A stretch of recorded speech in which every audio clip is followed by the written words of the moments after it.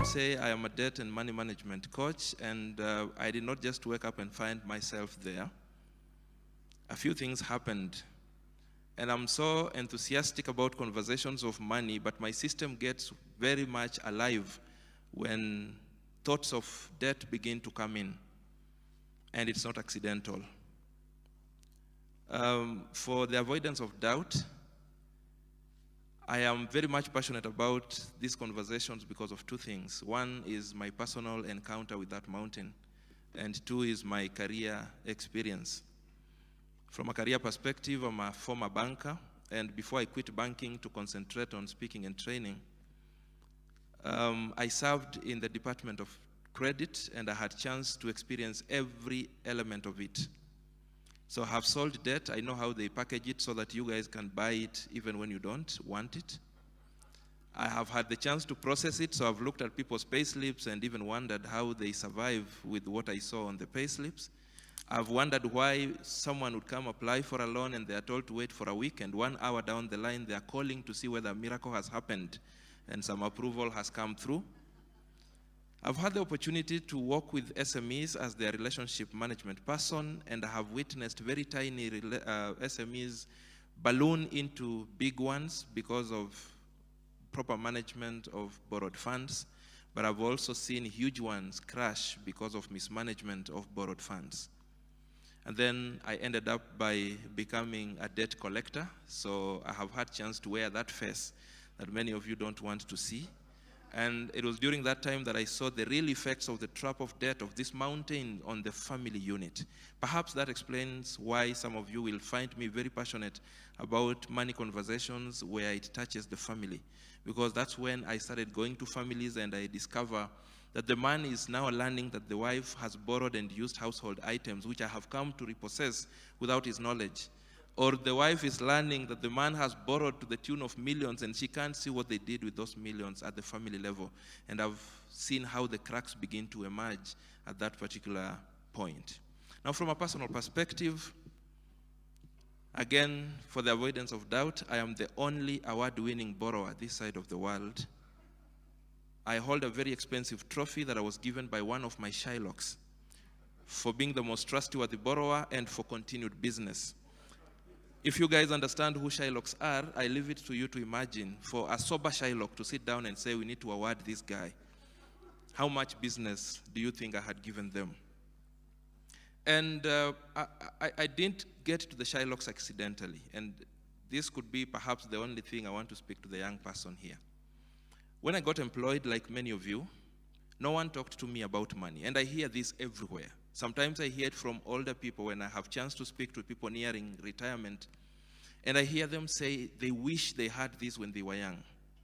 The closest my HR came to talking to me about money was when they told me that when I will get confirmed, I will have the right to borrow. Now, I don't know borrow for what, but my mind is already prepared for borrowing. And true to it, when I got confirmed, I did not disappoint. I borrowed everything I could qualify at that particular time. And when the money came, I did what most people would do. Look at the money and ask yourself, what can I do with this money? As I always say, your mind will never let you down when it comes to answering that question.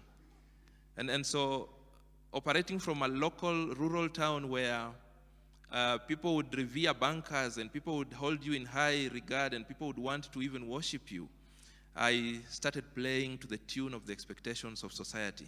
So I bought myself a few nice suits, did a few things for my house, a few things for my parents, and in record 4 days, the money was finished. What I didn't know is that I had signed off for my financial struggles from that point.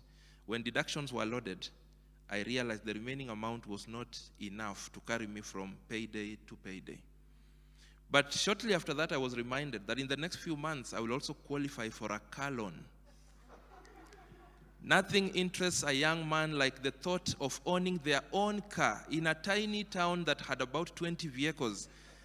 And the thought that they want to introduce the 21st car in this town. Thoughts of how many necks will break, trying to see who this new entrant was, crowded my mind.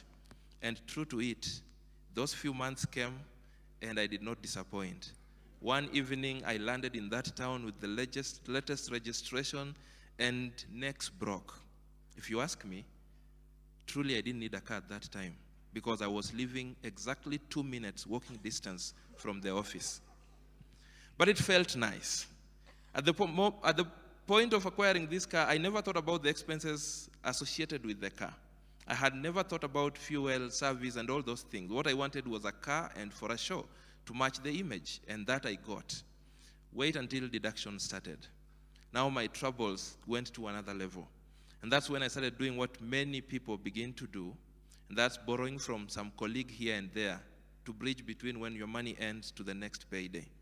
But that didn't last before I discovered that most of my colleagues, and I'm sure this happens to your offices too, operate on the same budget curve. And so chances were high that when I was broke, many of my colleagues were very broke. Have you ever gone to ask for money from someone, and after you narrate your story, they tell you to sit down and listen to theirs? And you listen to their story and you feel like you need to lend them money, yet you're the one who went to borrow the money. That's when I got introduced to Shylock borrowing. And I did Shylock borrowing religiously, month in, month out, year in, year out, without fail. Fast forward, a couple of years down the line, few transfers and some promotion in between, I found myself in Nairobi. Help me imagine, if I was struggling in a rural town, how much more struggle do you think awaited me in this town? And so my borrowing intensified, and I borrowed silly. And I abused a gift God had given me, and that is the gift of trust. People trust me very easily, but I used that trust for commercial gain. And I acquired money, and I borrowed from multitudes. And one afternoon, a G4S guy walks into my office. He's carrying a nicely wrapped package, a gift package. I look at it and I'm doubting it's mine. So I tell him to stand there just in case there is a mistake, he goes back with it. I open it, and the first thing I see is a thank you card from one of those Shylocks, thanking me for being the most trustworthy borrower and for continued business. But the package was still heavy, so I unwrapped further, and I found a nicely carved elephant trophy, very expensive, recognizing me for being the most trustworthy borrower. Now, instead of being happy that I was being recognized, that is the day my eyes opened. I needed that trophy to realize I had a mountain to conquer. And that's the day I began the journey of coming back to the surface. It was a very tedious journey. And when I look back, I don't regret, because I think God was preparing me for what I do. I run something called the Debt Clinic, where I sit with people one-on-one, those that feel they've been pushed to a corner by the mountain of debt, or just want to figure out how to go about their financial issues. And every time I sit down with someone and I see them giving up, and I share with them a portion of this story, they begin to see life. So I thank God for that experience, because when I check back again, I do not see anything that is attributed to my strength. I had every right to think about suicide. And I feel very bad. I wish I could show you my inboxes, the number of young people who write to me telling me, Coach, I think I need to commit suicide because of financial pressure, because of the burden of debt, because of this mountain that we must begin to confront. Ladies and gentlemen, if that sounds like your story, if that sounds like your mountain, if that sounds like the mountain of someone that you know, if that sounds like your future mountain, then you did good to be part of this conference this evening.